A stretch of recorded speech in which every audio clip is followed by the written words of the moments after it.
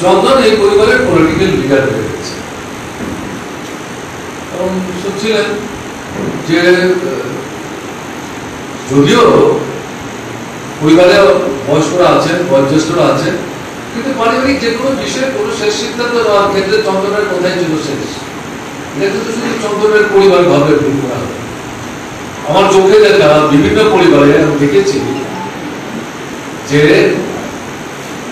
একটা কমিউনিস্ট পার্টির সদস্য যদি কোনো বাড়িতে থাকে, সে ছোট না বড় বলে কথা, পারিবারিক সামাজিক যে কোনো সমস্যার সমাধান সুরাহার প্রশ্নে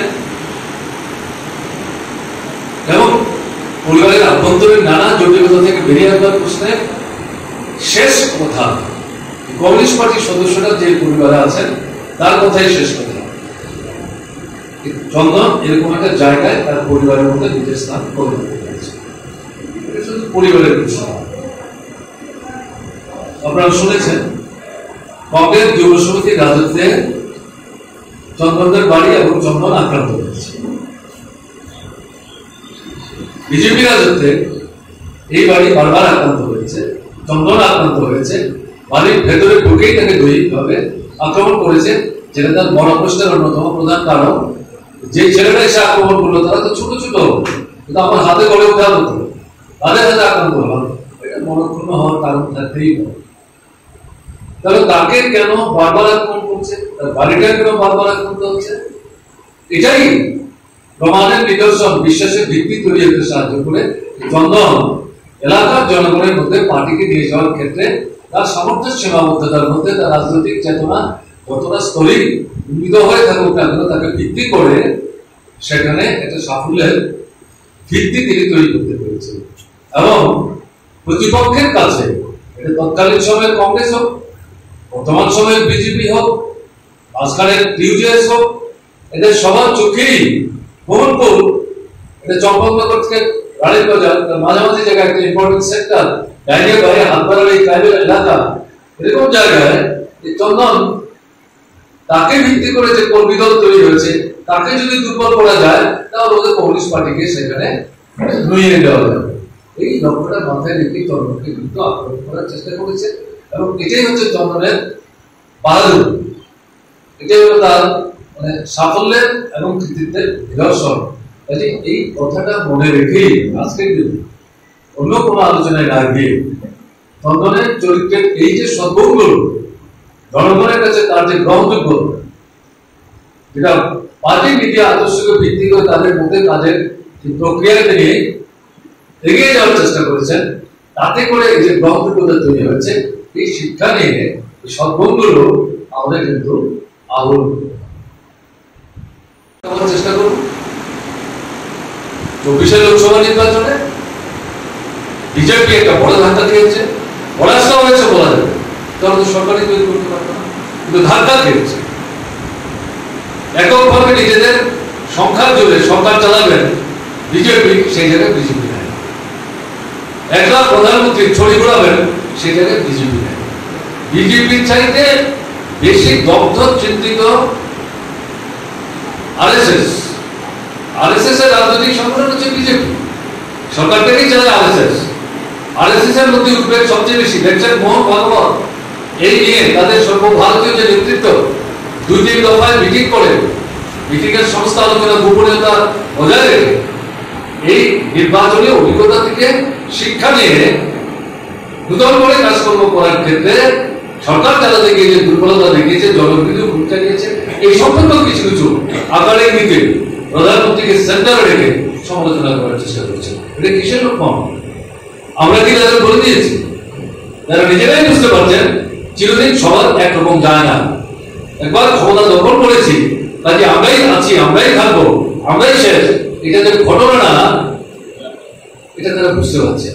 এবং তার পরবর্তী সময়ে 40 দিনের ব্যবধানে 13টা আসনে উপনির্বাচন হলো 6টা রাজ্যে, দুটো মাত্র আসনে বিজেপি জয়যুক্ত হয়েছে, তাও বিরাট ভোট না, খুব কম ভোটের ব্যবধান।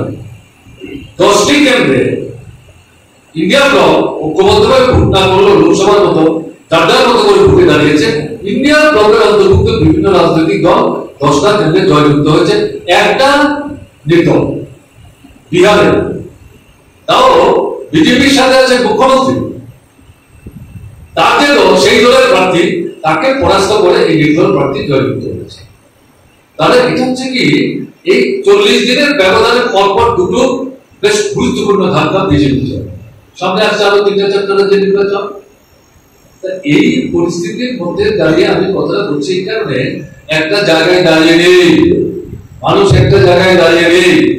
কৃষকরা আমার ঘুরে দাঁড়াচ্ছে, তারা আমার মাঠে যাচ্ছে। এই সরকার প্রধান, তার কাছ থেকে লড়াই করে জায়গা আদায় করতে হবে, তার জন্য আবার কর্মসূচি ঘোষণা করেছে। গত 10 তারিখ সিআইটিউ সারা ভারতবর্ষে তাদের 10 দফা 12 দফা দাবিতে আন্দোলন সংগঠিত করেছে। ছাত্ররা এই যে আপনার উচ্চশিক্ষার জন্য যে ভর্তি পরীক্ষাগুলো, এই পরীক্ষাগুলো যে দুর্নীতি চলছে, প্রশ্ন ফাঁস হচ্ছে, টাকার বিনিময়ে প্রশ্ন বিক্রি হচ্ছে, উত্তরপত্র বিক্রি হচ্ছে, এর বিরুদ্ধে ছাত্র আন্দোলন মাঝখানে যেটা স্থিমিত অবস্থায় চলে গেছিল, এই সময় দেখা যাচ্ছে এটাকে ভিত্তি করে দিল্লি থেকে আরম্ভ করে রাজ্য আছে, এমনকি আমাদের ত্রিপুরাতে পর্যন্ত, যেখানে 4-5 ছাত্রকে জমায়েত করা কঠিন ছিল, এখন দেখা যাচ্ছে সবগুলো অবহেলা হলো। অনেক জায়গাতেই ছাত্ররা প্রতিবাদ করছে, আগরতলায় প্রতিবাদ করছে, পুষ্পতল তারা দাহ করছে। এখানে একসময় যে কংগ্রেস দলের এই শহরের মধ্যে মানে দুর্বৃত্তপনা করতে, এখন বিজেপি দলের সে দুর্বৃত্তপনার চেষ্টা করছে।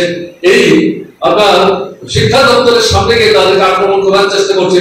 পাল্টা যখন দৃঢ়তা বলিষ্ঠতা নিয়ে রুখে দাঁড়িয়ে বলছে হাত পথ ভেঙে একেবারে ভেতরে ঢুকিয়ে দেবো, তখন পালিয়ে যাওয়ার রাস্তা খুঁজে পাচ্ছে না। মাঝখানে পুলিশ দাঁড়িয়ে তাকে রক্ষা করার চেষ্টা করেছে। দ্বিতীয় দিনের বেরোনি বড় বিবৃতি দিয়ে বলেছে, এটা আমার দলের কর্মসূচি, আমি ব্যক্তিগতভাবে দিয়েছিলাম, কারণ বিজেপি বুঝতে পেরেছে আগুন নিয়ে খেলা চলবে না। কথাগুলো আমি এখন উল্লেখ করার চেষ্টা করব। ভালোবাসিলেন মৃত্যুর পর, বিজেপি সরকার আসার পর সর্বভারতীয় কর্মসূচির প্রেক্ষাপটে ভারত বন্ধের কর্মসূচিতে ত্রিপুরা বন্ধ ছাড়া আমরা মার্ক্সবাদী কমিউনিস্ট পার্টি বামফ্রন্ট এর বন্ধ রাখিনি। আমরা বুঝতে পারছিলাম এই বন্ধ করতে যাওয়া মানে আরেকটা আক্রমণ ইনভাইট করা হবে, ঘর থেকে মানুষই বেরোতে পারবে, দণ্ডবন্ধ করে দেবে। কিন্তু এই জায়গায় দাঁড়িয়ে মনে হচ্ছে আর তো দাঁড়িয়ে থাকা যায় না, একটা প্রতিবাদ তাৎক্ষণিক আমাদের কিন্তু ভূমিকা নিতে হবে। সেই জায়গায় আলোচনা করে পার্টি নেতৃত্ব পরদিনই রোববার, রবিবার সোমবার দেখার কোন প্রশ্ন নেই, 24 ঘন্টার মধ্যে প্রতিবাদ করতে হবে। আমরা কি শুধু স্কুল আর অফিস বন্ধের জন্য মাথায় রেখে বন্ধের আহ্বান করুন? এটা হচ্ছে সামগ্রিক ঐক্যবদ্ধ প্রতিবাদ। গাড়ি ঘোড়া বন্ধ করুন, দোকানপাট বন্ধ করুন, মানুষ ঘর থেকে বেরোবেন না, প্রতিবাদ করবেন, খুব এর মধ্যে দিয়ে মানুষ প্রকাশ করবে।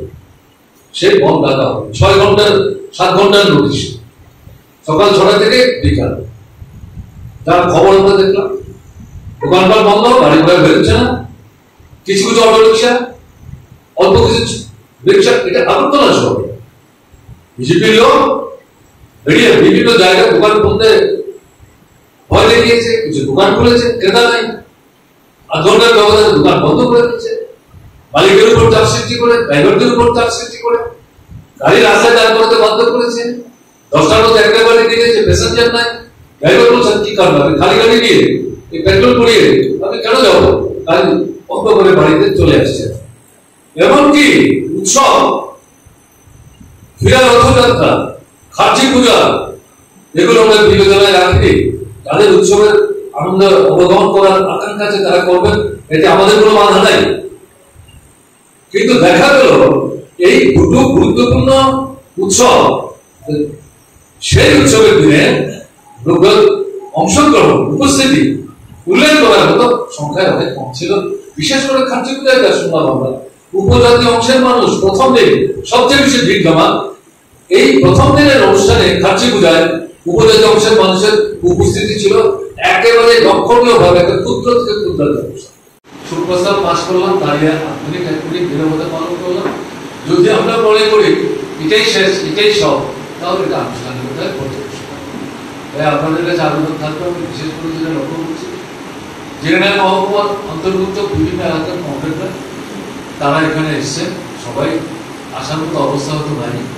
তাদের কাছে বিশেষ করে বলবো, যে চন্দনের কর্মধারা থেকে শিক্ষা নিয়ে সদ্গুণগুলি অনুসরণ করে আমাদের মধ্যে যেখানে কাজকর্মে এখনো খামতি দুর্বলতা আছে, এগুলো অতিক্রম করে নিজেদেরকে সেভাবে তৈরি করার জন্য আমরা যাতে আজকের দিনে এখানে শপথ গ্রহণ করি এবং কর্মক্ষেত্রে যাতে এটা রূপায়ণ করার ক্ষেত্রে ভূমিকা নেই, তাহলে চন্দনের প্রতি যথার্থ শ্রদ্ধা প্রদর্শন করা সম্ভব। আজকের দিনে শুধু জিরানিয়া না, মোহনপুর বা রানীবাজার না, সারা ত্রিপুরার মূল লড়াইয়ের স্লোগান হচ্ছে সংবিধান রক্ষা করতে হবে, গণতন্ত্র আক্রান্ত তাকে রক্ষা করতে হবে, ভোটের যে অধিকার গণতন্ত্রের যে অন্যতম গুরুত্বপূর্ণ দিক, এটাকে আরোপ করার চেষ্টা করছে, এটাকে রক্ষা করতে হবে। এই মূল এই যে তিনটি স্লোগান তাকে সামনে রেখে ত্রিপুরার বুকে 18 নির্বাচনের পর থেকে বিজেপির নেতৃত্বে একদলীয় বিশেষ ছিল যে শাসন ব্যবস্থা এখানে কায়েম করার চেষ্টা করছে, তার বিরুদ্ধে আমাদের লড়াইকে তীব্র এবং ব্যাপক করতে হবে। এই লড়াই থেকে বর্তমান সময়ে যে পঞ্চায়েত নির্বাচনের প্রস্তুতি চলছে, একে আলাদা করে দেখবার কোনো সুযোগ নেই।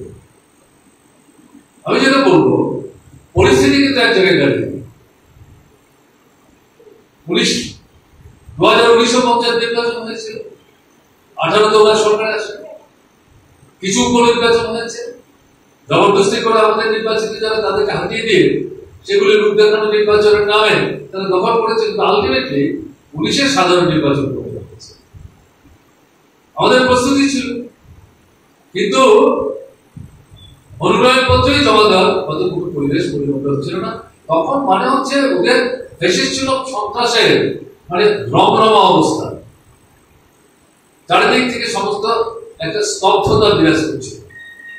96% আসন জেলা, সমিতি এবং পঞ্চায়েত বিনা নির্বাচনে বিনা প্রতিদ্বন্দ্বিতায় বিজেপি দখল করেছে, এবং এই নির্বাচনে দেখা গেছে আইপিএফটি তাদের সহযোগী 18 নির্বাচনে আইপিএফটি 8টি আসনে জয়যুক্ত হয়েছিল, তাদের মন্ত্রিসভায় 2 জন সদস্য।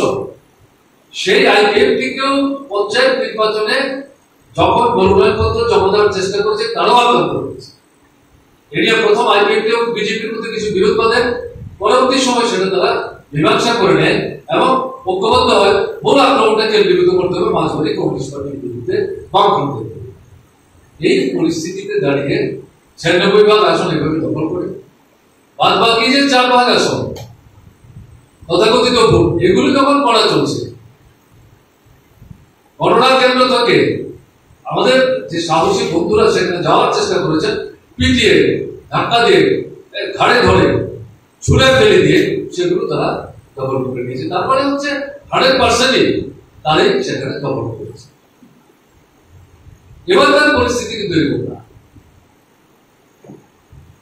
অনেকেরই ধারণা হয়েছিল, কিন্তু 19 নির্বাচন আমরা দেখেছি, তারপর নগরের নির্বাচন আমরা দেখেছি, লোকসভার নির্বাচন আমরা দেখেছি, ত্রিপুরা উপজেলা এলাকার সংসদ জেলা পরিষদের নির্বাচন আমরা দেখেছি। কোথায় ভোট? পরবর্তী সময় 3-4টা বিধানসভা কেন্দ্রের উপনির্বাচন দেখেছি। 1-2 ক্ষেত্রে কিছু কিছু বুথে ভোট দিতে পারলেও বিরাট অংশ মানুষ ভোট দিতে পারে। তারপর দেশের বিধানসভা নির্বাচন, এবং এরপর 2 সোনামুড়ার উপনির্বাচন, তারপর হচ্ছে লোকসভা নির্বাচন। তো বিজেপি শাসন মানে ভোট জ্বালিয়ে গণতন্ত্র সংঘাত করার ক্ষেত্রে এটা হচ্ছে অন্যতম গুরুত্বপূর্ণ একটা দৃষ্টান্ত। কাজেই সাধারণের মধ্যে একটা ধারণা হয়েছে যে কি হবে, কোথায় ভোট, কিসের ভোট, কিন্তু পার্টি